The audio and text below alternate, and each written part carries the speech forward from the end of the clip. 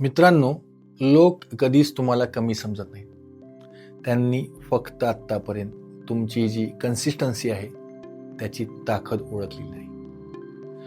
लोक समजतात की सक्सेस टॅलेंटनं मिळतं आणि खरंही आहे की सक्सेसला टॅलेंटची गरज आहे. पण जर एखाद्याला इंग्लिश येतंय, एखादा खूप टॅलेंटेड आहे, ब्रिलियंट आहे, चांगले मार्क पडले, बस एवढंच असतं का? खरं माहिती आहे काय? 2 लोक एकाच कॉलेजमधून बाहेर पडतात. एक टॉपर असतो आणि दुसरा ॲव्हरेज. 10 वर्षांनंतर ज्या वेळेला इंस्टाग्राम बघितलं ना, तर एकाचं फॉरेन ट्रिप्स, कारचे फोटो, इन्व्हेस्टमेंट, फुल फ्रीडम लाईफ जगतोय आणि दुसरा माहिती आहे काय करतोय? आज सुद्धा महिना अखेरीस व्हॉट्सअप करत असतो की मित्रा थोडे पैसे ट्रान्सफर कर, पुढच्या महिन्यात दे. तुला वाटतं फरक इंटेलिजन्सचा आहे? कशाचा आहे? फरक आहे कन्सिस्टन्सीचा. सक्सेस ही ग्लॅमरस स्टोरी नाही आहे मित्र. ती खूप बोरिंग आहे, खूप स्टेडी आहे, खूप स्लो आहे. रोज थोडंसं अबोव ॲव्हरेज काम, थोडंसं सेविंग आणि थोडंसं इन्व्हेस्टमेंट, पण रोज थोडं थोडं थोडं. आणि शेवटी डेस्टिनेशनपर्यंत नेणारा ड्रायव्हर म्हणजे कन्सिस्टन्सीच असतो.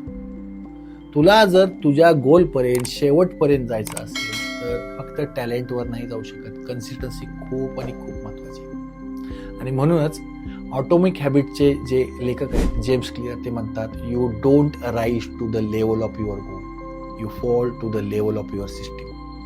म्हणजे गोल्स मित्रा सगळ्यांकडे असतात, पण सिस्टीम फार थोड्या लोकांकडे असते. म्हणजे गोल असून उपयोग नाही आहे, सिस्टीम असली पाहिजे आणि तिला कन्सिस्टन्सी फॉलो करता आलं पाहिजे. म्हणजे जर सांगायचं झालं तर फिक्स एक डेट पाहिजे. जर तुम्ही इन्व्हेस्टमेंट करताय महिन्याला, ऑटो SIP पाहिजे.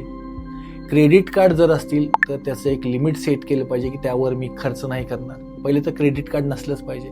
आणि दर आठवड्याला 10 मिनिटाचा एक मनी चेक करत जावा, ज्याच्यामध्ये तुमच्या लक्षात येईल की माझं काय चुकतंय, काय बरोबर होतंय. हे जिमसारखंच आहे मित्रांनो.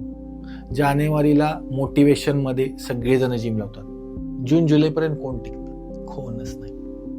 अँजेला डकवर्थ म्हणते, enthusiasm is a common, endurance is rare. म्हणजे कन्सिस्टन्सी बोरिंग आहे, पण तीच मॅजिक करते जी लोकांना दिसत नाही. रोज वेळेवर उठणं, रोज थोडं सेविंग करणं, रोज थोडंसं वाचणं, रीडिंग करणं, रोज खर्च अवॉइड करायचा प्रयत्न करणं जो गरजेचं नाही आहे. हे करताना बोर होण्याचं कारण कोणीही क्लॅप करत नाही. ह्याच्या रील्स बनत नाहीत ना. आणि गेम इथेच चेंज होतो. कारण काही वर्षानंतर लोक म्हणतात, जो असं वागतो त्याला, वा अचानक ह्याच लाईफ बदललं. पण त्यांना हेच माहीत नाहीये की हा ओव्हरनाईट सक्सेस नाहीये, खूप वर्षाचा सॅक्रिफाईस केल्यानंतर मिळालेला हा सक्सेस आहे. ही 10 वर्षाची सायलेंट सक्सेस असलेली, कन्सिस्टंट सक्सेस असलेली स्टोरी आहे. शांतपणे कन्सिस्टंट राहणारेच फायनान्शियल फ्रीडम मिळवतात. बाकी लोक हमेशा एका ट्रॅपमध्ये अडकलेले असतात. तर तू मला सांग, आजपासून काय करणार आहेस? कन्सिस्टंट राहणार असशील तर नक्कीच तू एका वेळेला यशस्वी होशील. जे तुला हवंय ते तुला मिळेल. नमस्ते.